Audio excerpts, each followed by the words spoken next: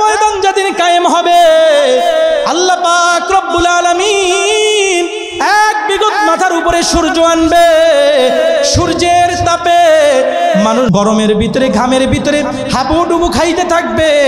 গুনার পরিমাপ অনুযায়ী কারো হাঁটু পর্যন্ত, কারো কোমর পর্যন্ত, কারো কাঁধ পর্যন্ত, বুক পর্যন্ত গুনাহ চলে আসবে।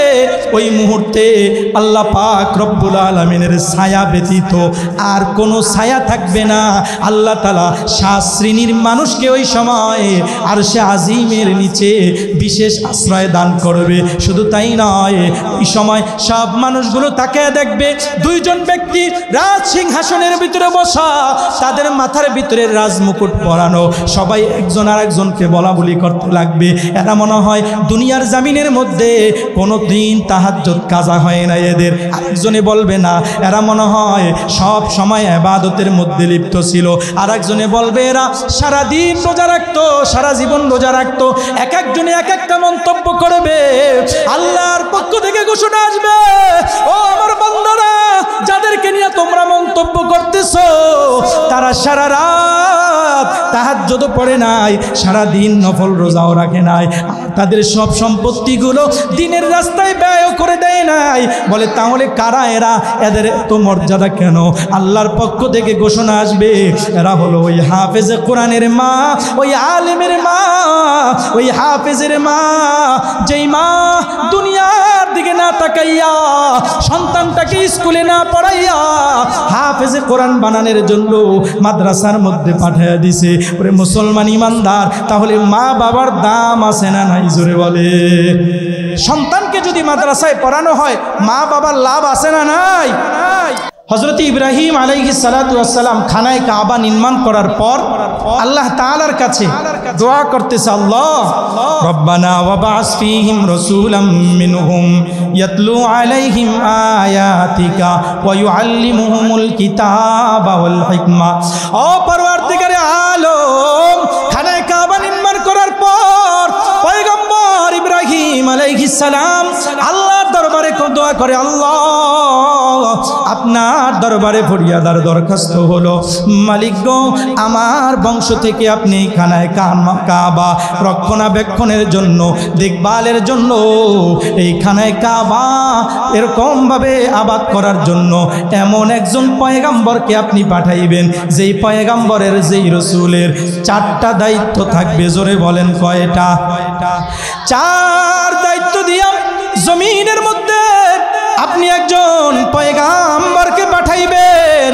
আল্লাহর দরবারে দোয়াটা কবুল হয়ে যায়। ইব্রাহিম আলাইহিস সালাম বলে, আল্লাহ 1 নম্বরে যেই রাসূলকে পাঠাইবেন, ওই রাসূলের দায়িত্ব থাকবে ওয়াবাস ফীহিম রাসূলা ইয়াতলু আলাইহিম আয়াতি, মানুষকে আপনার পক্ষ থেকে যে আসমানি কিতাব তার উপরে নাজিল করবেন, ওই আসমানি কিতাবের তেলাওয়াত করে করে মানুষকে শুনাইবে। 2 নম্বরে তার দায়িত্ব থাকবে ওই আসমানি ইলমের, এই আসমানি কিতাবের ইলম মানুষকে শিক্ষা দিবে। ওয়াল হিকমা, 3 নম্বরে দায়িত্ব থাকবে মানুষকে কৌশল শিক্ষা দিবে, হিকমত শিক্ষা দিবে, মানুষ কিভাবে তার জীবনটা পরিচালনা করবে, কোনভাবে খাবে, কিভাবে চলবে, ব্যবসা কিভাবে পরিচালনা করবে, রাষ্ট্র কিভাবে পরিচালনা করবে, সংসার কিভাবে পরিচালনা করবে, এগুলো সুন্দর করে এরকমভাবে শিক্ষা দিবে। ওয়ায়ুযাক্কিহিম, 4 নম্বরে হলো মানুষের আত্মশুদ্ধি করবে, মানুষের অন্তরকে পরিষ্কারের মেহনত করবে। তা আল্লাহর দরবারে দোয়া কবুল হয়ে যায়। আল্লাহ বলে, ও পয়গম্বর ইব্রাহিম, তুমি দোয়া করেছো 4 গুণ বিশিষ্ট 4টা দায়িত্ব দিয়া একজন পয়গম্বরকে জমিনের মধ্যে পাঠাইতে। ও পয়গম্বর, আমি যেই রাসূলকে পাঠাইব, ওই রাসূলের মধ্যে 4টা গুণ থাকবে। তবে তুমি যেই ধারাবাহিকতায় বলেছ, ওই ধারাবাহিকতায় নয়, ধারাবাহিকতার মধ্যে একটু পরিবর্তন ঘটবে। তবে তুমি যেই 4টা আবদার করেছো, 4টা আবদারওয়ালা রাসূলই আমি জমিনের মধ্যে পাঠাবো। আল্লাহ তাআলা জানিয়ে দেয়, হুয়াল্লাযী বা'আসা ফিল উম্মিয়িনা রাসূলাম মিনহুম ইয়াতলু আলাইহিম আয়াতিহি ওয়া ইউযাক্কিহিম ওয়া ইউআল্লিমুহুমুল কিতাবা ওয়াল হিকমাহ। আল্লাহ বলে, ও পয়গম্বর ইব্রাহিম, চার দায়িত্ব দিয়ে পয়গম্বর পাঠানোর কথা বলেছো, চার দায়িত্ব দিয়ে এই পয়গম্বর পাঠাইব। তবে ধারাবাহিকতার মধ্যে একটু পরিবর্তন ঘটবে। তুমি এক নম্বরে বলেছো যে রাসূলকে পাঠাই দে, ওই রাসূল মানুষকে আসমানি কিতাব তেলাওয়াত করে করে শুনাইবে। আমি যেই রাসূলকে এইখানায় কাবা আবাদ করার জন্য পাঠাবো, ওই রাসূলেরও এক নম্বর দায়িত্ব থাকবে মানুষকে আসমানি কিতাবের তেলাওয়াত করে করে শুনাইবে। ধারাবাহিকভাবে চার গুণে একমাত্র আমার পয়গম্বরের মধ্যেই আল্লাহ তাআলা দান করেছেন। এক নম্বরে গুণ হলো মানুষকে আসমানি কিতাবের তেলাওয়াত করে করে আমার পয়গম্বর শুনাইছেন। দুই নম্বরে ইব্রাহিম আলাইহিস সালাম দোয়া করেছেন, ওয়া ইউআল্লিমুহুমুল কিতাব, ও মালিক আসমানি কিতাবের ইলমগুলো মানুষকে শিক্ষা দিবে। আল্লাহ বলে, ইব্রাহিম দুই নম্বরে তুমি যেটা বলেছো এটা চলে যাবে আরো পরে তিন নম্বরে। আর তুমি যেটা চার নম্বরে বলেছো ওয়া ইউযাক্কিহিম, মানুষের অন্তরকে আত্মাকে শুদ্ধ করার কথা বলেছো, ওই আত্মশুদ্ধির অবস্থানটা তাজকিয়ায়ে নফসটা চলে আসবে দুই নম্বরে। কারণ মানুষের অন্তর যদি পরিষ্কার না থাকে, তাকে যত কোরআন হাদিস আপনি তার সামনে বলবেন সেটা সে অ্যাকসেপ্ট করবে না, গ্রহণ করবে না, আরো উল্টো বুঝবে। কথা ঠিক না বেঠিক? এজন্য আগে আসমানি কিতাবের তেলাওয়াতের পরে দুই নম্বর কিতাবের ইলম শিক্ষা দেওয়ার আগে তার অন্তর আত্মশুদ্ধির মেহনত, তাজকিয়ায়ে নফসের মেহনত আগে করতে হবে।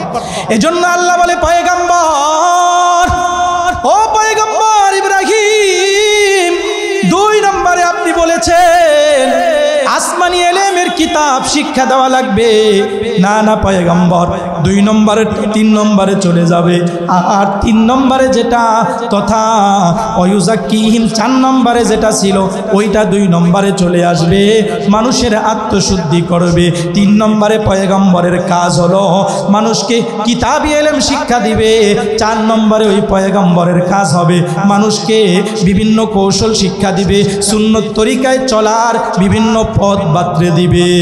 এই চারোটা গুণ দিয়া আল্লাহ তাআলা আপনার আমার নবীকে জমিনের মধ্যে পাঠাইছে। এতে আমরা সবাই খুশি না বেজার? তুই জোরে জবান খুলে বলি, খুশি না বেজার? আল্লাহ তাআলা চার গুণ দিয়া জমিনের মধ্যে আমার পয়গম্বরকে পাঠাইয়া, পয়গম্বরের এক নম্বর গুণ হলো আসমানি ইলমের কিতাব মানুষকে তেলাওয়াত করে করে শুনাইবে। আমার নবীর তেলাওয়াতের মধ্যে এত মাধুর্যতা, আমার নবীর তেলাওয়াতের মধ্যে এত মিষ্টতা। আমার পয়গম্বর যখন তেলাওয়াত করা আরম্ভ করে দিতেন, সারা দিন মক্কার কাফেরের দলেরা যারা পয়গম্বরের বিরোধিতা করত, কোরআনের বিরোধিতা করত, তারাও নবীর ঘরের চতুর্পাশে কোরআনের তেলাওয়াত শোনার জন্য দাঁড়ায়া যাইত। আবু জাহাল তাকে দেখতেছে, আবু লাহাব দেয়ালের পাশ দিয়ে পয়গম্বরের তেলাওয়াত শুনতেছে। আবু জাহাব তাকে দেখতেছে, উতবা সাইবা সবাই চতুর্পাশ দিয়ে আমার পয়গম্বরের তেলাওয়াত শুনতেছে। আবু জাহাল বলে, রে আবু লাহাব, এইভাবে আমরা মক্কার নেতৃত্ব স্থানীয় কাফেররা যদি আইসা মুহাম্মাদের তেলাওয়াত শোনার জন্য ভিড় জমায়, আস্তে আস্তে করে দুর্বল যারা এরাও কালেমা পড়ে মুসলমান হয়ে যাবে, তেলাওয়াতের প্রতি আকৃষ্ট হইয়া এরাও কালেমা পড়ে ফেলবে, ইসলাম ধর্মে দীক্ষিত হয়ে যাইবে, আমাদের ধর্মে আর কোনো মানুষই থাকবে না। আবু জাহাল বলে, আবু লাহাব আগামীকালকে তুমি আসবা না। আবু লাহাব বলে, তুমি আসবা না, উতবা আসবা না, সাইবা আসবা না, ওয়ালিদ ইবনে মুগীরা আসবা না। সিদ্ধান্ত নিয়ে সবাই বাড়ির মধ্যে চলে গেল। পরের দিন আবার যখন মাগরিবের সময় সূর্যটা ডুবে গেল, রাত্র যখন গভীর হয়ে গেল, আমার পয়গম্বর যখন তেলাওয়াত করা আরম্ভ করে দিল, সারা দিন মানুষকে দিনের দাওয়াত দিয়া রাত্রে বেলা সালাতুল হাজত নামাজ আদায় করার জন্য আমার পয়গম্বর দাঁড়িয়ে গেল, তেলাওয়াত করতেছে। এদিক দিয়া আবু লাহাব মনে মনে ভাবতেছে, আজ আজকে তো আবু জাহাল আসবে না, আবু জাহাল ভাবতেছে আজকে তো আবু লাহাব আসবে না, দুইজনে ভাবতেছে আজকে তো উতবা আসবে না, সাহেব আসবে না, এক একজন বলতেছে আজকে তো অমুকে আসবে না। কালকে সিদ্ধান্ত হয়েছে আমি একা একা যাইয়া নবী মুহাম্মদের তেলাওয়াত শুনে আসি। সবাই চতুর্পাশে আইসা আবার ভিড় জমাইছে। এ আবু জাহাল, তুমি বলেছো গতকালকে আজকে আসবা না। আবু লাহাব বলে তুমিও তো বলেছো আজকে আসবা না। বলে আজকের থেকে আমরা হাত দিয়া সিদ্ধান্ত নিলাম আর সামনের দিকে আমরা মুহাম্মদের তেলাওয়াত শুনতে আসবো না।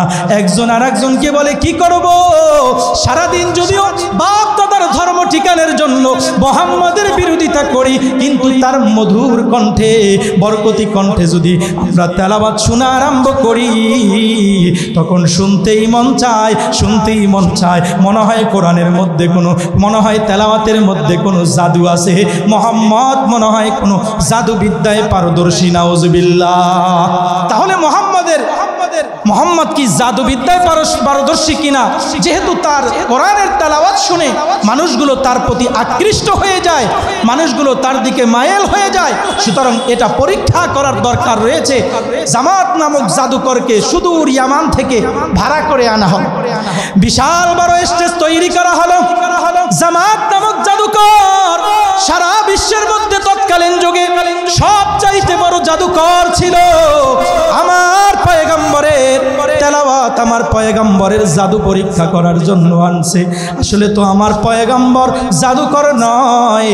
আল্লাহ পাক রব্বুল আলামিন বলে পয়গম্বর আপনি জাদু বিদ্যায় পারদর্শী নন, আপনি জাদুকর নন, আপনি ইসলাম জাদুকে বিশ্বাস করে না। যে ব্যক্তি জাদুর বিদ্যাকে বিশ্বাস করবে তার ঈমান থাকবে না। কথা ঠিক না বা ঠিক? ওরে মুসলমান ইমানদার, এবার জামাত নামক জাদুকর আইসা বিশাল বড় স্টেজ তৈরি করা হলো। স্টেজের মধ্যে বৈশা জামাত নামক জাদুকর নবী মুহাম্মদকে ডাক দিয়া বলে, মুহাম্মদ তুমি নাকি বড় জাদুকর, অনেক তেলাওয়াত জানো, কি জানি পড়ে পড়ে মানুষকে শোনাও, মানুষ তোমার দিকে আকৃষ্ট হয়ে যাও, ওগুলো আমাকে পাঠ করে একটু শোনাও। আমার পয়গম্বর কোরআনের আয়াত তেলাওয়াত করা আরম্ভ করে দিলেন। জামাত নামক জাদুকর যখন তেলাওয়াতে অভিভূত হয়ে গেলেন, নিজের চোখ দুইটা বন্ধ করে যেন সে কোথাও হারিয়ে গেছেন, কোথাও যেন হারিয়ে গেছে। জামাত আল্লাহর পয়গম্বরের তেলাওয়াত চুপ করে নীরব নিস্তব্ধ হয়ে শুনতেছে। আর হাজার মানুষ তার সামনে। জামাত জাদুকর কিছুক্ষণ পরে যখন আমার পয়গম্বর তেলাওয়াতটা বন্ধ করে দিলেন, নবী আমার যখন তেলাওয়াত বন্ধ করে দিলেন, জামাত নামক জাদুকর ডাক দিয়া বলে, ও মুহাম্মদ আইত কালিমাতুকা হাউলা, মুহাম্মদ তুমি তোমার কালেমাটা আবার এই এত ইতিপূর্বে যেই কালেমাগুলো বলেছো, যে বাক্যগুলো বলেছো, ওই বাক্যগুলো তুমি আবার পুনরাবৃত্তি করো, আবার তুমি ওই বাক্যগুলো পড়ো। আমার পয়গম্বর আবার সেই তেলাওয়াত করা আরম্ভ করে দিলেন। জামাত বলে, ও মুহাম্মদ আবার তুমি পাঠ করো। আবার পয়গম্বর বন্ধ করলেন। জামাত ডাক দিয়া বলে, মুহাম্মদ আবার তুমি তেলাওয়াত করো, আমাকে একটু শোনাও। তিনবার যখন আমার পয়গম্বর তেলাওয়াত করে শুনাইলেন, জামাত হাজার হাজার মানুষদেরকে ডাক দিয়া বলে, ও মক্কা নগরীর লোকেরা, আমাকে তোমরা নবী মুহাম্মদের জাদু বিদ্যা পরীক্ষা করার জন্য আমাকে তোমরা এই মক্কা নগরীর মধ্যে আমাকে ভাড়া করে আনছো। ও মক্কা নগরীর লোকেরা, কান পেতে শুনে রাখো, নবী মুহাম্মদ তার জবান দিয়ে যেই কথাগুলো বলেছে, যা কিছু আমাকে পাঠ করে শোনাইছে, এগুলো কোনো জাদু বিদ্যা নয়, এগুলো আসমানি কিতাবের তেলাওয়াত, দুনিয়ার কোনো পুঁথিপাঠও নয়, এগুলো আসমানি কিতাবের তেলাওয়াত। সুতরাং তোমরা নবী মুহাম্মদের হাতে হাত দিয়া মুসলমান হবা কিনা জানি না, আমি জামাত জাদুকর তোমাদের হাজার হাজার মানুষদেরকে সাক্ষী রাইখা এই মজলিসেই নবী মুহাম্মদের তেলাওয়াত শুনে আমি তার হাতে হাত দিয়া কালেমা পড়ে মুসলমান হয়ে গেলাম। তাকবীর মে কলমো মে নামাজু মে আযামে আয়ে নামে ইলাহি চে মিলা নামে মুহাম্মদ, ফরমাতে আদম के मुझे फूल दो तोरी में लिखा हुआ तू बाबे मेला नामे मोहम्मद। ओ मुसलमान ईमानदार, कुराনের तफसीर महफिल মাদ্রাসার উদ্দেশ্যে আজকে এই মাহফিল। মুসলমান এমন একটা মাদ্রাসা যেই মাদ্রাসার মধ্যে অনবরত কোরআনের তেলাওয়াত করা হয়। 24টা ঘন্টা প্রয়োজনীয় কাজ ছাড়া ছাত্ররা সর্বদা তালিবুল ইলম ছাত্র না, মালিকের কোরআন তেলাওয়াত করতে থাকে। আর আল্লাহ তাআলা অনবরত এই বিল্ডিং এর উপরে, ছাত্রদের উপরে, ছাত্র গার্ডিয়ানদের উপরে আল্লাহ তাআলা অনবরত রহমত নাজিল করতে থাকে। মুসলমান ইমানদার, আল্লাহর পয়গম্বর ডাক দিয়া বলে, রে উম্মতের দলেরা, দুনিয়ার জমিনের মধ্যে যদি তোমরা কোন জান্নাতি ব্যক্তিদেরকে দেখতে চাও তাহলে তোমরা ফালিয়ানজুর ইলাল মুতাআল্লিম, তোমরা তালিবুল ইলম ছাত্রদের দিকে তাকাও। দুনিয়ার জমিনের মধ্যে জাহান্নাম থেকে মুক্তিপ্রাপ্ত, জান্নাতের সার্টিফিকেট প্রাপ্ত কোনো ব্যক্তিকে যদি তোমরা দেখতে চাও, রাসূল বলেন ফালিয়ানজুর ইলাল মুতাআল্লিম, তোমরা তালিবুল ইলম ছাত্রদের দিকে তাকাও। তাহলে তালিবুল ইলম ছাত্রদের দাম আছে না নাই? জোরে বলেন। জাহান্নাম থেকে আল্লাহ তাআলা এদেরকে মুক্ত করে দিয়েছেন এবং জান্নাত তাদের জন্য অবধারিত করে দিয়েছেন। সুবহানাল্লাহ।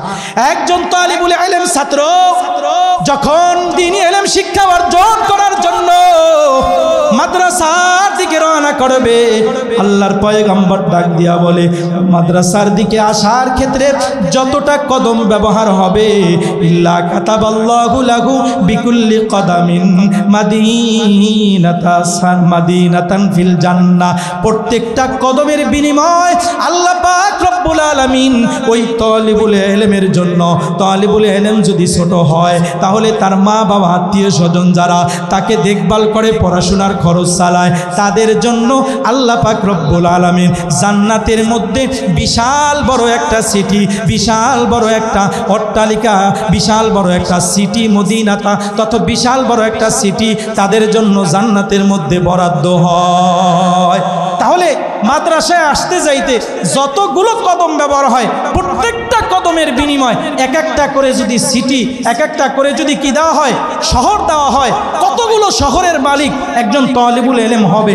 এজন্যই তো আল্লাহ বলেছেন যে এই দুনিয়ার 10 দুনিয়া পরিমাণ একটা জান্নাত, সর্বশেষ জাহান্নামী যিনি হবে, জাহান্নাম থেকে জান্নাতের মধ্যে যিনি যাবে, জাহান্নাম থেকে মুক্তি পেয়ে জান্নাতে যিনি যাবে, তার জন্য আল্লাহ তাআলা এই দুনিয়ার 10 দুনিয়া পরিমাণ একটা জান্নাত আল্লাহ তাআলা বরাদ্দ করে দিবে। সুবহানাল্লাহ। জান্নাতে যাইতে মনে চায় কি চায় না? আল্লাহু আকবার, মাশাআল্লাহ, আলহামদুলিল্লাহ। হাশরের ময়দান যেদিন কায়েম হবে, কিয়ামতের ময়দান থেকে মানুষগুলো জান্নাতে যাবে, আরেকটা দল জাহান্নামের মধ্যে যাবে। জাহান্নামের মধ্যে যাইয়া জাহান্নামীরা হাবুডুবু খাইতে থাকবে। জাহান্নামের আগুনের তীব্রতা সহ্য না করতে পাইরা মানুষের এরকম ভাবে হাউমাউ করে কান্নাকাটি করতে থাকবে। আর জাহান্নাম আল্লাহকে ডাক দিয়া বলবে, আল্লাহ হাল মিন মাজিদ, হাল মিন মাজিদ। যেই জাহান্নামীদেরকে আমার কাছে দিয়েছেন, আমার মধ্যে ঢুকাইছে, এতে হবে না, আরো যদি জাহান্নামী থাকে আমার কাছে নিয়ে আসেন। ওই জাহান্নামের তলদেশের মধ্যে ওই গহীন অন্ধকার প্রকোষ্ঠ আগুনের মধ্যে জ্বলতে জ্বলতে হঠাৎ করে একজন ব্যক্তি জাহান্নামের গহীন অন্ধকার থেকে ডাক দিয়ে বলবে, ইয়া রহমান, ইয়া হান্নান, ইয়া মান্নান বলে যখন ডাকতে থাকবে, আল্লাহ জিবরাইলকে বলবে, ও জিবরাইল দেখো দেখি আমার কোন বান্দা দেখো জাহান্নাম থেকে আমাকে ডাকতেছে। আল্লাহ পাক রব্বুল আলামিন দেশে জাহান্নামের কিনারে আইসা জিবরাইল আলাইহিস সালাম দেখবে অমুক এলাকার অমুক বান্দাটা এরকম ভাবে জাহান্নামের মধ্য থেকে আল্লাহ তাআলাকে ডাকতেছে। কেন ডাকতেছো? বলো আল্লাহর কাছে তুমি আমাকে একটু নিয়ে যাও, আল্লাহর কাছে দরখাস্ত করব। ফেরেশতা যখন চলে যাবে আবার ইয়া হান্নান, ইয়া মান্নান বলে ডাকতে থাকবে। আল্লাহর কাছে দরখাস্ত দেওয়া হবে, আল্লাহ এই জাহান্নামের আগুন আগুন আর আমাদের সহ্য হয় না, আমার সহ্য হয় না, আমাকে এখান থেকে একটু জাহান্নামের কিনারার মধ্যে নিয়ে যান। আল্লাহ তাকে জাহান্নামের কিনারায় আসার সুযোগ দিয়া দিবেন। সেখানে আসার পর আবার আল্লাহকে ডাকতে থাকবে। আল্লাহ বলবে, বান্দা আবার কেন ডাকতেছো? আল্লাহকে এবার বলবে, আল্লাহ আপনার কাছে দরখাস্ত হলো, আমাকে একটু এই জাহান্নামের কিনার থেকে অন্তত জাহান্নামের উপরে আপনি উঠে দেন, আর আপনার কাছে কোনো কিছু চাবো না। এবার যখন জাহান্নামের উপরে উঠাইয়া দিবে, আবার কিছুক্ষণ পর ইয়া হান্নান ইয়া মান্নান বলে ডাকতে থাকবে। এবার আল্লাহ বলবে, বান্দা আবার কেন ডাকতেছো?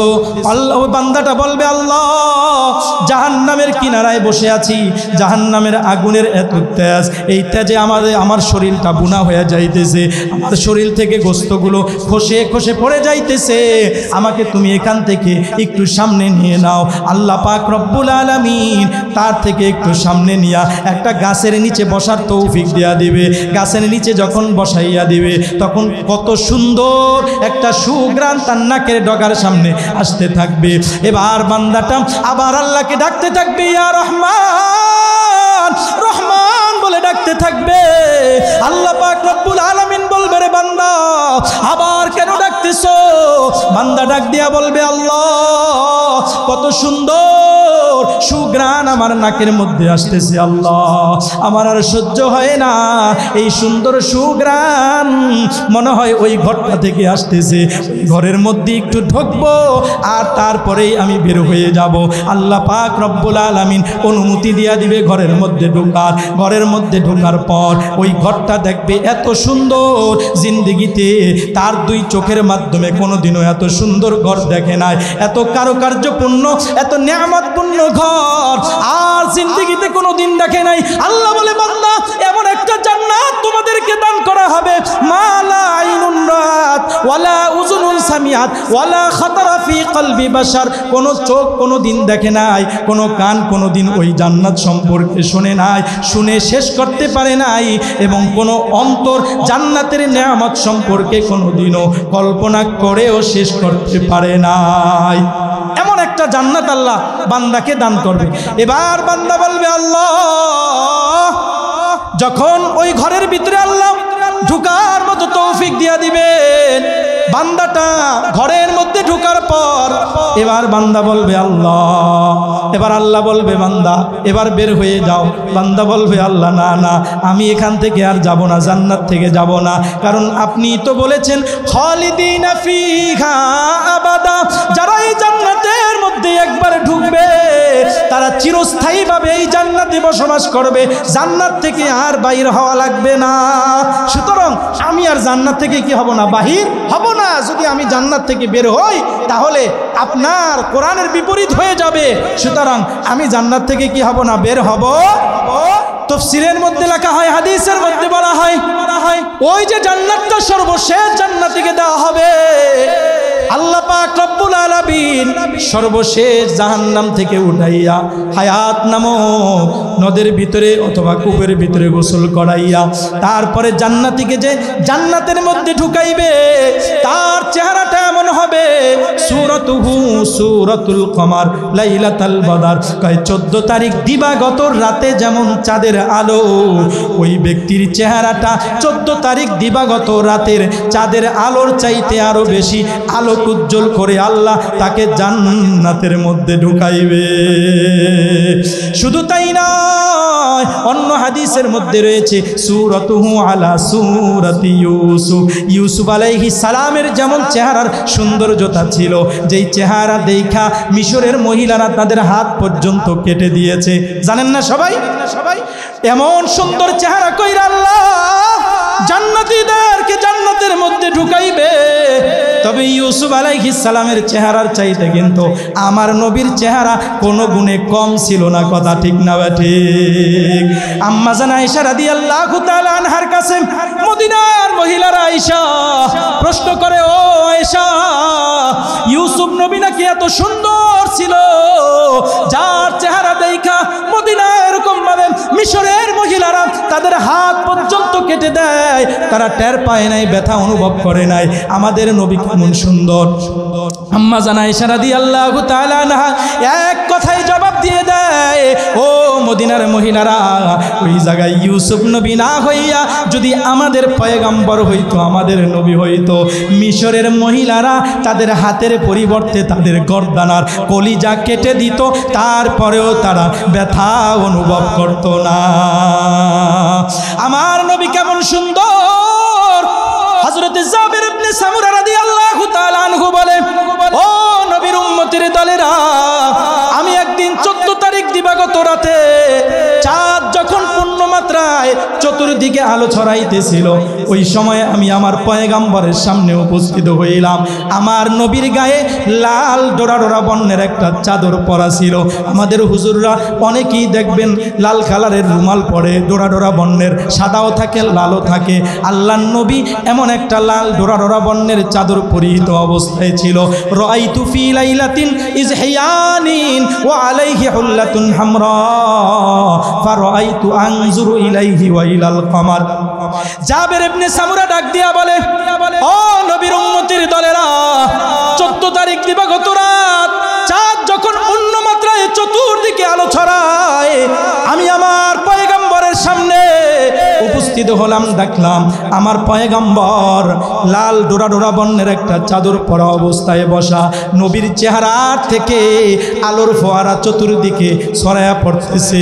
আবার 14 তারিখ দিবাগত রাতের চাঁদের আলোটাও চতুর্দিকে ছড়াইতেছে। আমার মনের মধ্যে, জাবের বলে, আমার মনের মধ্যে কৌতূহল সৃষ্টি হলো, আকাশের চাঁদ সুন্দর নাকি আমার নবীর চেহারা সুন্দর। কৌতূহল বশত একবার আমি আমার নবীর চেহারার দিকে তাকাইলাম, আবার আকাশের চাঁদের দিকে তাকাইলাম। ফারাআইতু আনজুরু ইলাইহি ওয়া ইলাল কমার। একবার নবীর চেহারার দিকে তাকাই, আবার আকাশের চাঁদের দিকে তাকাই।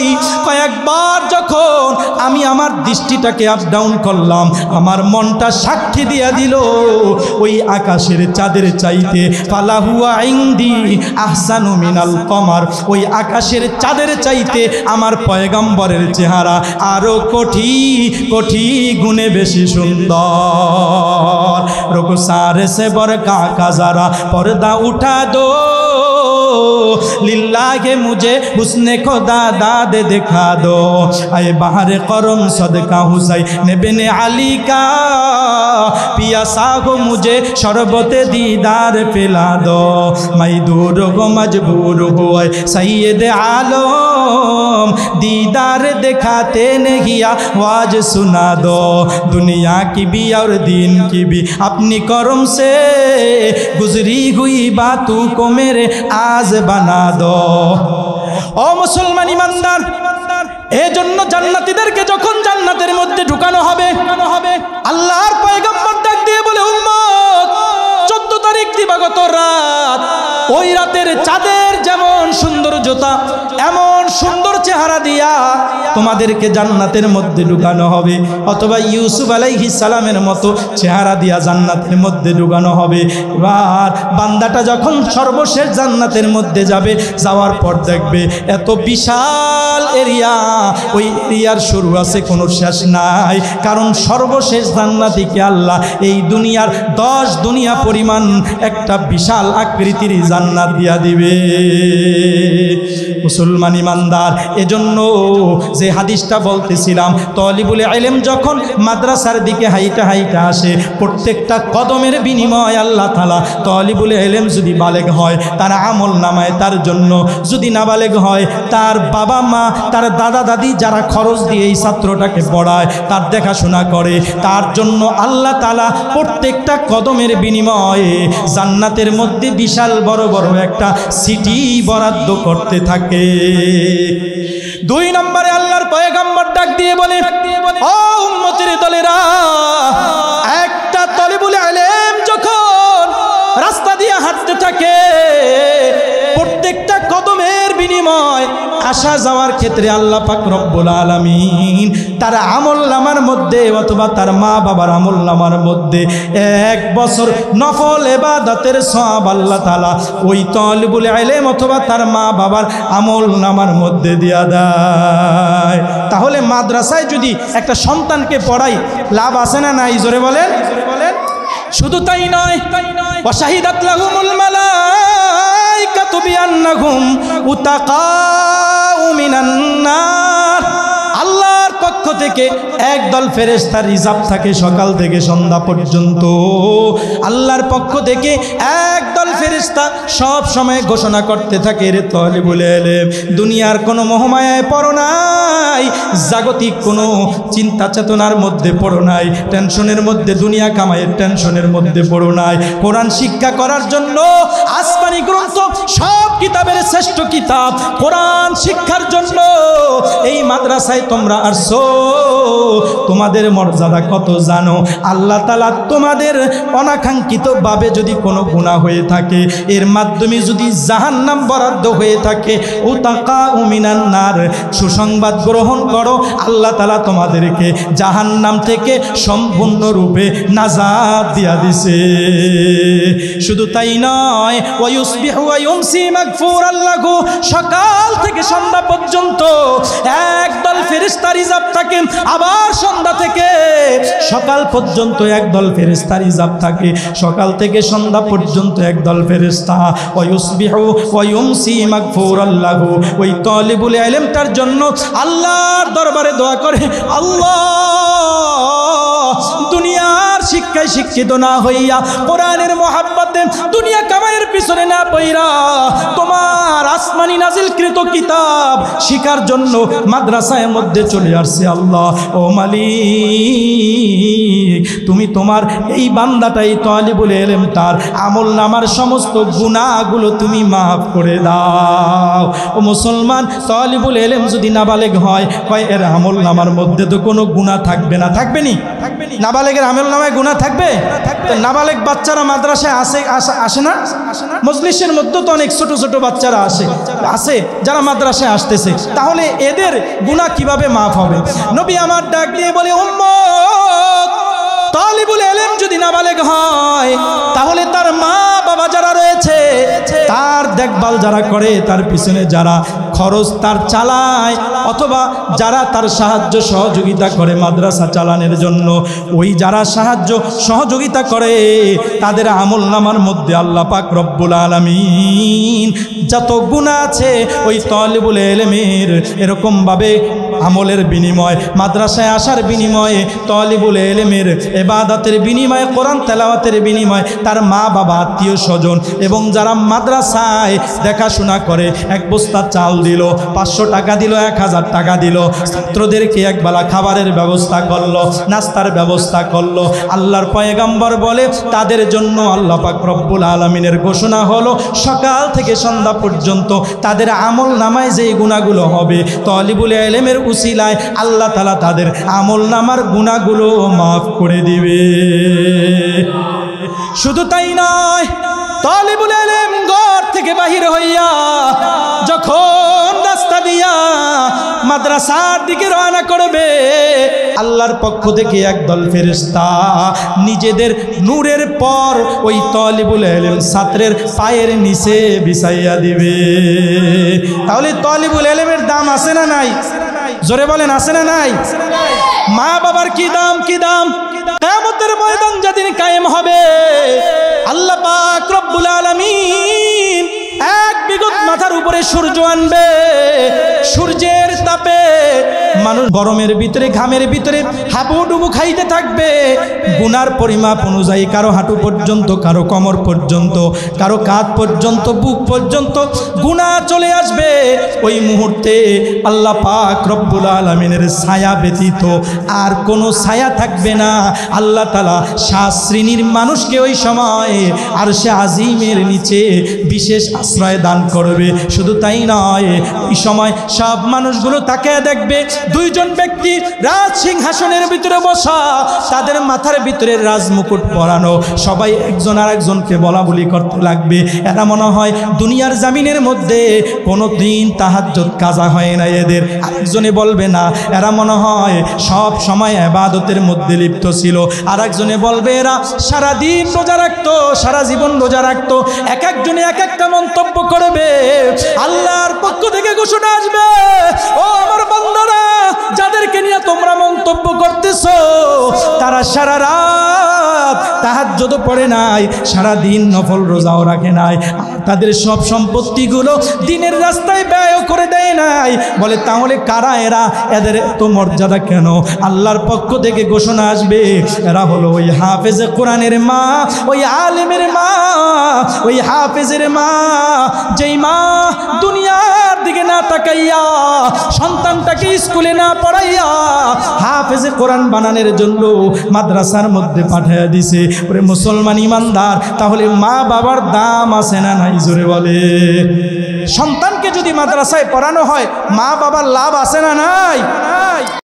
ওই মা বাবা কত ধন্য, যেই মা বাবার সন্তান হয় জমানার হাফেজ। ওই মা বাবা কত ধন্য, যেই মা বাবার সন্তান হয় জমানার বড় আলেম, বড় মুফতি, মুহাদ্দিস। এই যে আপনাদের এখানেই তো তাকরিম সারা বিশ্বের মধ্যে যার নামটা ছড়িয়ে গেছে হাফেজ হওয়ার কারণে, কোরআনের বদৌলতে আল্লাহ সারা পৃথিবীর মানচিত্রের ভিতরে তার নামটা এমনভাবে ছড়িয়ে দিছে, তার মা বাবা এমনভাবে ধন্য হয়েছে, দুনিয়ার মধ্যে তারা সফল কাম, আখিরাতেও আল্লাহ তাআলা তাদের জন্য জান্নাতের সুসংবাদ দিয়া রাখছে।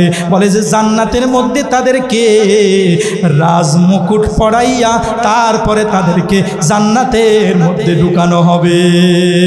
ও মুসলমান ইমানদার, শুধু তাই নয়, যেই বান্দা কোরআনের তেলাওয়াত করবে, আল্লাহর হাবিব জানে দেয়, মান করাআল কুরআন হরফা, যে ব্যক্তি কোরআনের একটা হরফ তেলাওয়াত করবে, তার হালালকে হালাল জানবে, হারামকে হারাম জানবে। কোরআন যেটা হালাল বলেছে, কোরআন যেটা হালাল বলেছে, ওই হালাল অনুযায়ী এরকমভাবে আমল করবে। কোরআন যেটা হারাম বলেছে, হারাম অনুযায়ী আমল করবে। দখলাহুল্লাহুল জান্নাহ। তাহলে এই কোরআন তাকে টেনে টেনে কিয়ামতের মাঠ থেকে, আল্লাহর দরবার থেকে সুপারিশ করে তাকে জান্নাত পর্যন্ত পৌঁছে দিবে। কিয়ামতের ময়দানে আল কুরআন ওয়াস সিয়াম ইয়াশফাআনে ইয়াউমাল কিয়ামা, আল্লাহ তাআলার কাছে সুপারিশ করবে, কোরআন সুপারিশ করবে, আল্লাহ এই ব্যক্তিকে আমি রাত্রে ঘুমাইতে দেই নাই, দাঁড়ায় দাঁড়ায় আমার তেলাওয়াত করছে, দিনের বেলাও আমি ঘুরতে দেই নাই, আমাকে তেলাওয়াত করেছে, আজকে আপনার দরবারে আমার আরজি হলো, আমার সুপারিশ হলো। এই ব্যক্তিকে ছোটোখাটো গুনাহের কারণে আপনি কি দিবেন না? আযাব দিবেন না। ছোটোখাটো গুনাহের কারণে আপনি তাকে শাস্তি দিবেন না।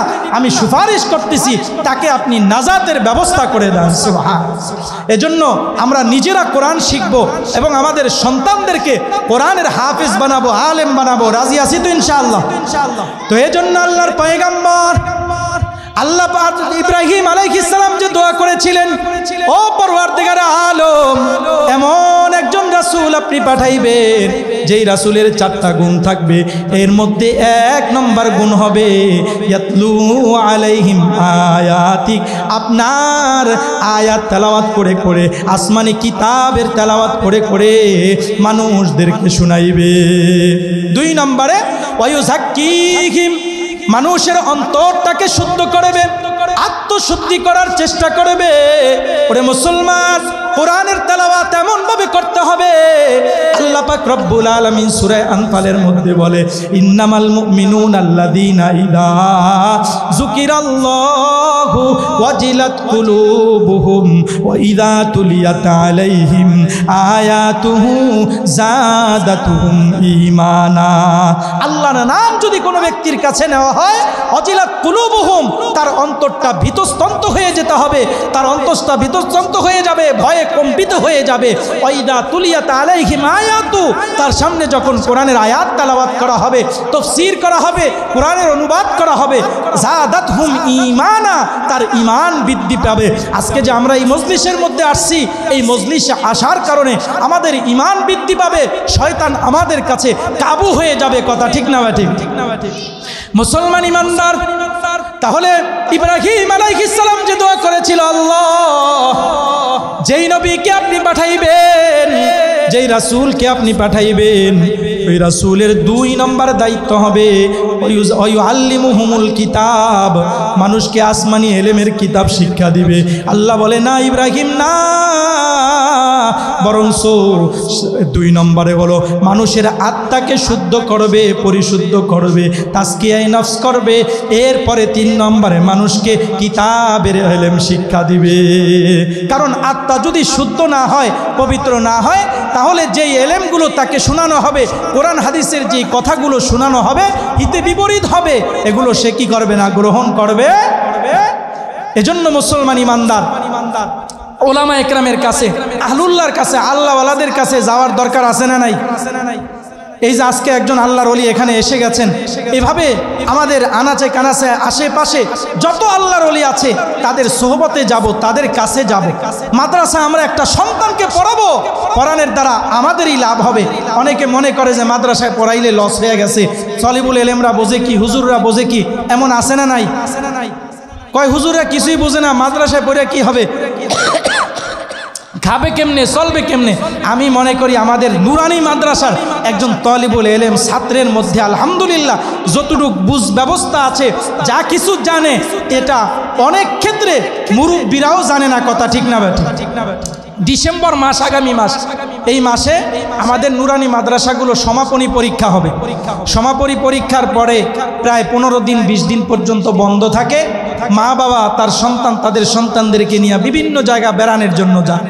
তো এক বাবা, সন্তানের বাবা তার মাকে বলতেছে, তার স্ত্রীকে বলতেছে, সন্তানের মাকে বলতেছে, তার স্ত্রীকে বলতেছে যে তোমার বাবার বাড়ি তো অনেক দিন হয়েছে যাই না, চলো শীতের সময় যেহেতু আসছে, তোমার মা হাঁস পালে, চলো সেখানে যাই, হাঁস খাবো এবং অনেক দিন থাকবো, মজা করবো, অফিসও বন্ধ আছে, আর আমার এরকমভাবে যাইতে কোনো অসুবিধা নাই। বলে যে আগামী সামনে ডিসেম্বর আসতেছে, ডিসেম্বর মাসে সমাপনী পরীক্ষা হওয়ার পরে 15 দিন বন্ধ হবে। এই বন্ধের সময় তারপরে একসাথে আমার ছেলের বন্ধ হলে একসাথে যে আমরা অনেক দিন বেড়াবো। এবার যখন ডিসেম্বর মাসে বন্ধ হয়ে গেছে, মা বাবা সন্তান সহকারে নানা বাড়ির দিকে সন্তান রওনা করছে, বাবা শ্বশুর বাড়ি আর মা হলো তার বাবার বাড়ির দিকে রওনা। যাইতে যাইতে কিছু দূর যখন গেছে, যাওয়ার পরে এক আইসক্রিমওয়ালা টুনটুনি বাজাইতেছে, মাইক বাজাইতেছে আর আইসক্রিম বিক্রি করতেছে। আইসক্রিম যখন দেখলো, সঙ্গে সঙ্গে বাচ্চার কান্না আরম্ভ হয়ে গেছে, জিব্বার ভিতরে পানি চলে আসছে, বাচ্চায় কান্না করতেছে। এবার 2 টাকা দিয়ে একটা আইসক্রিম ক্রয় করে দিল বাবায়। ওই আইসক্রিমটার ভিতরে একটা টান মারে, আবার দেখে যে মা বাবা দুইজনে গল্প করতে করতে অনেক দূরে চলে গেছে, আবার একটা দৌড় দেয়। এরকম দৃশ্য আপনারা দেখছেন কিনা? বাচ্চারা আইসক্রিম খায়, আবার দেখে যে সাথী সঙ্গী যারা আছে এরা অনেক দূরে চলে গেছে, আবার একটা দৌড় দেয়। তো এরকম করতে করতে কয়েকবার যখন হলো, আইসক্রিম খাইতেছে, যখন দৌড় দিয়া বাবা মার কাছে আসে, তখন আইসক্রিমের কথা মনে পড়ে যায়। আবার আইসক্রিম কতক্ষণ খাওয়ার পরে আবার মা বাবার কথা মনে পড়ে যায়। কিছুক্ষণ পরে দেখে যে এবার আইসক্রিম এমনভাবেই খাইলো, দেখতেছে মা বাবা অনেক দূরে চলে গেছে।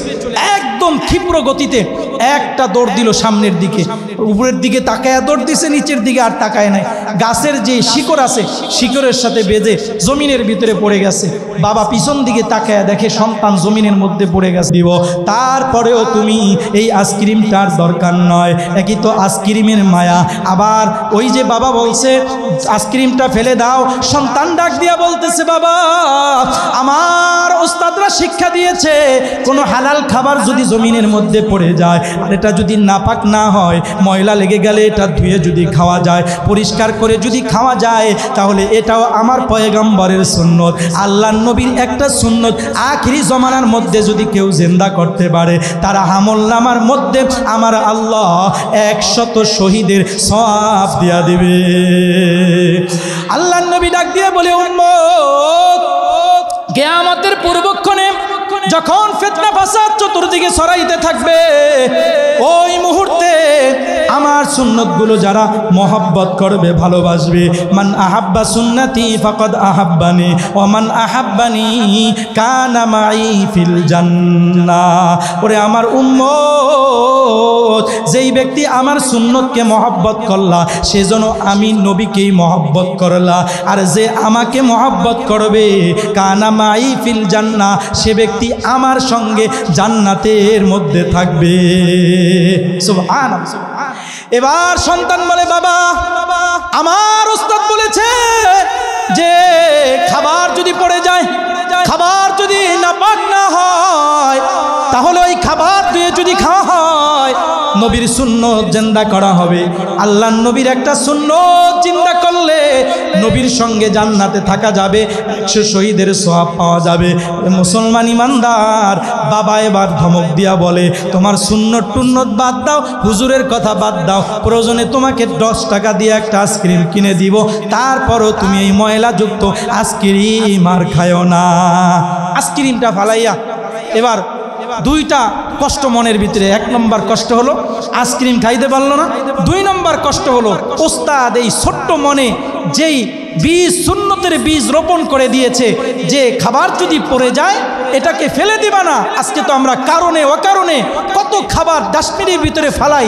একটা বিবাহের অনুষ্ঠান হলে দেখা যায় আমরা যদি একটা রান দেয় কোনো রকম একটু খেয়ে তারপরে ফেলে দেই, গোস্ত একটু যদি শক্ত হয় গোস্তটাকে আমরা ফেলে দেই। এই খাবারের হিসাব দেওয়া আল্লাহর দরবারে লাগবে কি লাগবে না? জোরে বলেন। প্রত্যেকটা খাবারের হিসাব দেওয়া লাগবে। আপনি মনে করছেন খাবার খাইয়া তারপরে শেষে 5,000 10,000 টাকা দিয়া দিলেন, তার মানে খাবার কিনে ফেলছেন, বিষয়টা কি এমন? জোরে বলেন। আপনি নিজে কামাই করলেন, নিজে বাজার করে আনলেন, নিজেই সব কিছু করলেন, নিজে রান্না করলেন, কষ্ট সব করলেন, অকারণে যদি খাবারগুলো আপনি নষ্ট করেন, ডাস্টবিনে ফেলিয়ে দেন, এটারও হিসাব হবে কি হবে না? জোরে বলেন।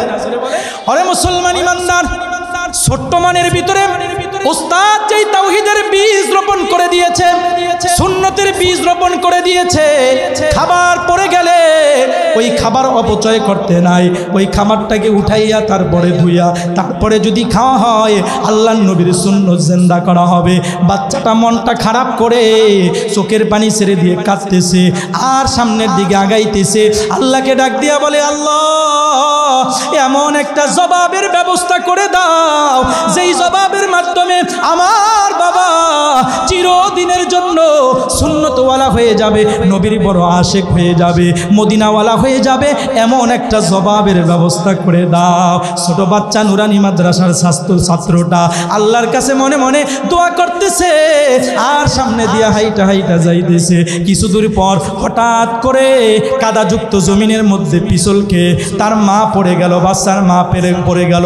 পড়ার সঙ্গে সঙ্গে পাশে থাকা বাচ্চার বাবা তথা ওই মহিলার স্বামী খপ করে তার হাতটা ধরে ফেললো, স্ত্রীর হাতটা ধরে বলল, দইরা যখন উঠাইবে ওই মুহূর্তেই বাচ্চা সামনে যায় ডাক দিয়া বলতেছে, বাবা থামো। কি হয়েছে? কয় মাকে ধইরো না, মাকে এখানে রাখো, চলো তুমি আর আমি একা নানার বাড়ি যাই। কয় তোর মারে যদি এখানে রাইখা আমি আর তুমি একা একা নানার বাড়ি যাই, আমাকে জেলের ভাত খাওয়াবে, তোমাকেও আচ্ছা রকম মারবে, কারণ আজকে সব আয়োজনের বৈধতা হলো তোমার মায়ের জন্য। তোমার মা যদি না যায় তাহলে আমাকেও সমাদর করবে না, তোমাকেও আদর করবে না, যত্ন করবে না। এবার বাচ্চা ডাক দিয়া বলে, বাবা তাহলে মাকে তো নেওয়ার কোনো অপশন নাই। কই কেন, কি হয়েছে? বাচ্চাটা ডাক দিয়া বলে, বাবা তুমি তো কিছুক্ষণ আগেই বলেছো যেই জিনিস পড়ে যায় ওই জিনিস নষ্ট হয়ে যায়, ওই জিনিস আর উঠাইতে হয় না, ওই নষ্ট জিনিস উঠাইতে হয় না, মানুষ খারাপ বলবে। মা তো পড়ে গেছে, মায়ের শরীরের ভিতরে কাদা লেগে গেছে, মা নষ্ট হয়ে গেছে, এই নষ্ট মা উঠাইয়া তো তুমি নিতে পারবা না, চলো তুমি আর আমি একা একা নানার বাড়িতে চলে যাই। বলে যে তোর মা পড়ার কারণেই তো আর আমার জন্য হারাম হয়ে যায় না। এবার সন্তানটা বলে, বাবা তাহলে আইসক্রিমটা পড়ার কারণেই তো আর আমার জন্য খাবার হারাম হয় নাই। কথা ঠিক না বেঠি? ওরে মুসলমান ইমানদার, বাবা ডাক দিয়ে বলে, আল্লাহ আমার চোখ তুমি খুলে দিয়েছো, যতদিন পর্যন্ত বেঁচে থাকবো আমার পয়গম্বরের আদর্শ নিয়ে, আমার পয়গম্বরের সুন্নত নিয়ে আমি বেঁচে থাকবো, আর কোনোদিনও আমার পয়গম্বরের আদর্শ থেকে আমি দূরে সরব না। এজন্য একটা ছাত্র যদি, একটা সন্তান যদি মাদ্রাসায় পড়ানো হয়, ওই ছাত্রটার সারাদিনের মিশন থাকবে তার মা বাবাকে কিভাবে নামাজি বানানো যায়, বড় ভাইকে নামাজি বানানো যায়, ভাবিকে নামাজি বানানো যায়, এলাকাবাসীকে নামাজি বানানো যায়। এই ফিকির সবসময় ওই তালিবুল ইলমের মধ্যে থাকবে।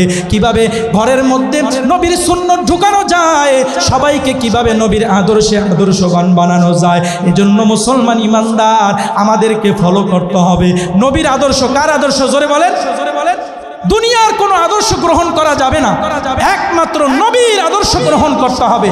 আজকে বর্তমানে অনেকে আমরা খেলোয়াড়দের মতো করে চুল কাটি, অনেকে খেলোয়াড় যেই ড্রেস পরে সেই ড্রেস পরা আমরা পছন্দ করি, যেভাবে চুল রাখে সেভাবে চুল রাখা পছন্দ করি, নায়ক নায়িকাদের মতো, গায়ক গায়িকাদের মতো। আর খেলোয়াড় এক একজনকে পছন্দ করে তার মতো করে নিজের জীবনকে নিজে সাজায়। এভাবে নিজের জীবনকে নিজে সাজাইলে নাজাত পাওয়া যাবে না। মদিনাওয়ালার রঙে যদি রঙিন হওয়া যায়, নবী যেভাবে বলেছেন সেভাবে যদি ব্যক্তি জীবনটাকে সাজানো যায়, তাহলেই নাজাত পাওয়া যাবে। কথা ঠিক না ঠিক? ওই যে বাংলাদেশে একজন খেলোয়াড় আসছে, হামজা, আসতে না আসতেই এ যেভাবে চুল রাখছে এর মতো চুল কফি, এরকম আসে না নাই চুলওয়ালা, আরো অনেকজন হয়ে গেছে। এরে মুসলমান, নবীর সুন্নত তোমাকে যেভাবে শিক্ষা দেওয়া হয়েছে, এই সুন্নতগুলো তো আলেমরা যখন বলে সেগুলো তোমরা পালন করো না। এজন্য নবী হলো আমাদের জন্য মডেল। আল্লাহ তাআলা কোরআনের মধ্যে বলেন, লাকাদ কানা লাকুম ফি রাসূলিল্লাহি উসওয়াতুন হাসানা, তোমাদের জন্য উত্তম আদর্শ, উত্তম মডেল হলো রাসূলের ব্যক্তি জীবনের মধ্যে। কথা ঠিক না বা ঠিক? এজন্য আমরা যদি ফলো করি তাহলে রাসূলের সুন্নত ফলো করব, রাসূলকে ফলো করব। এই মাদ্রাসাগুলোর মধ্যে কোরআন হাদিস শিক্ষার পাশাপাশি রাসূলের সুন্নত প্র্যাকটিক্যালভাবে শেখানো হয়। বাচ্চারা কিভাবে এরকমভাবে খাবার খাবে, এই খাবারের প্লেটের নিচে দস্তরখান বিছানো সুন্নত, সেই সুন্নতগুলো শেখানো হয়। দস্তরখান বিছিয়ে যদি খানা খাওয়া হয়, দস্তরখান বিছিয়ে খানা খাওয়া, এটাও নবীর একটা অন্যতম সুন্নত। যতক্ষণ পর্যন্ত দস্তরখান প্লেটের নিচে থাকবে ততক্ষণ পর্যন্ত আল্লাহ পাক রব্বুল আলামিন অনবরত রহমত ওই দস্তরখানের উপরে নাজিল করতে থাকবে। সুবহানাল্লাহ। দস্তরখান লাল বর্ণের হওয়া এটা উত্তম, লাল বর্ণের দস্তরখান আমরা বিছাবো। আজকে আমাদের সম্পর্ক শাহরুখ খান, ইমন খান, সাকিব খান, এই বিভিন্ন খানের সাথে আমাদের সম্পর্ক, দস্তরখানের সাথে আমাদের সম্পর্ক নাই। কথা ঠিক না বেটা? ঠিক না বেটা? ঠিক কিনা জোরে বলেন? দস্তরখানের সাথে যদি সম্পর্ক করা যায়, আরে শাহরুখ খান, ইমন খান, সাকিব খান, এই সমস্ত খানের সাথে সম্পর্ক করলে আর এদেরকে ভালোবাসলে নাজাত পাওয়া যাবে না। দস্তরখানের মহাব্বত অন্তরে থাকলে, নবীর সুন্নতের মহাব্বত অন্তরে থাকলে নাজাত পাওয়া যাবে। কথা ঠিক না ভাই? ঠিক। নবীর সুন্নতের মহাব্বত অন্তরের মধ্যে থাকতে হবে, কারণ আমাদের নবীকে আল্লাহ পাক রব্বুল আলামিন আমাদের জন্য মডেল স্বরূপ পাঠিয়েছে, রহমত স্বরূপ পাঠিয়েছে। নবীকে এমন বরকতওয়ালা করে পাঠাইছে, নবীজি যে থুতুটা জমিনের মধ্যে ফালাইছে, এই থুতুটাও অনেক দামি হয়ে গেছে। সুবহানাল্লাহ। উরওয়া ইবনে মাসউদ বলে যে আমি এরকম ভাবে গিয়েছিলাম মুসলমানদেরকে দেখার জন্য, যখন তারা এরকম ভাবে 8ম হিজরিতে উমরা পালন করার জন্য আসছে, আমি দেখার জন্য গিয়েছিলাম যে মুসলমানের সংখ্যা কেমন। রাসূল সাল্লাল্লাহু আলাইহি ওয়াসাল্লামের সঙ্গে কথা বলতে গিয়েছিলাম, গিয়ে দেখি নবীর সামনে অনেকগুলো সাহাবা একরাম বসা। নবীজি যখন আল্লাহু ইন তানাখমা নুখামাতান ইল্লা ওয়াকাত ফি কাফি ইয়াদি রাজুলিন মিনহুম, নবীজি যখন একটু কাশি দিতেন, যখন গলা পরিষ্কারের জন্য একটু কাশি দিতেন, তখন সঙ্গে সঙ্গে সাহাবা একরাম ভিখারির মতো নিজেদের হাতটাকে সামনে পাইতা দিত। সুবহানাল্লাহ। উরওয়া ইবনে মাসউদ ডাক দিয়ে বলে, যখন সাহাবা একরাম নিজেদের হাতগুলো সামনে বেঁধে দিত আর নবী যখন থুতু নিক্ষেপ করত, সঙ্গে সঙ্গে যে কোনো একজন সাহাবী প্রতিযোগিতামূলক নিজের হাতটাকে সামনে দিয়া দিত। জমিনের মধ্যে আমার পয়গম্বরের থুতুটা পড়ার আগে ওই একজন, যে কোনো একজন সাহাবীর হাতের কোষের মধ্যে নবীজির থুতুটা পড়ে যাইত।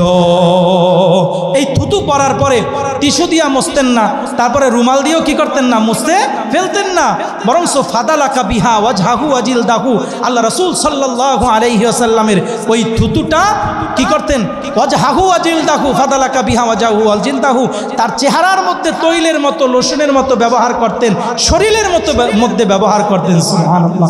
কারণটা কি? চেহারার মধ্যে ব্যবহার করতে কেন, শরীরের মধ্যে ব্যবহার করতে কেন? আল্লাহর নবীর থুতুর মধ্যে, লালার মধ্যে আল্লাহ তাআলা এত বরকত ঢুকিয়ে দিছে। কোনো ব্যক্তি যদি, কুষ্ঠরোগী যদি এই রাসূলের লালা নিজের শরীরের ভিতরে ব্যবহার করত, রসুনের মতো, তৈলের মতো, তার শরীর থেকে জটিল ও কঠিন রোগ আল্লাহ তাআলা দূরে সরাইয়া দিত, তাকে আল্লাহ তাআলা সুস্থ স্বাভাবিক করে দিত। সুবহানাল্লাহ।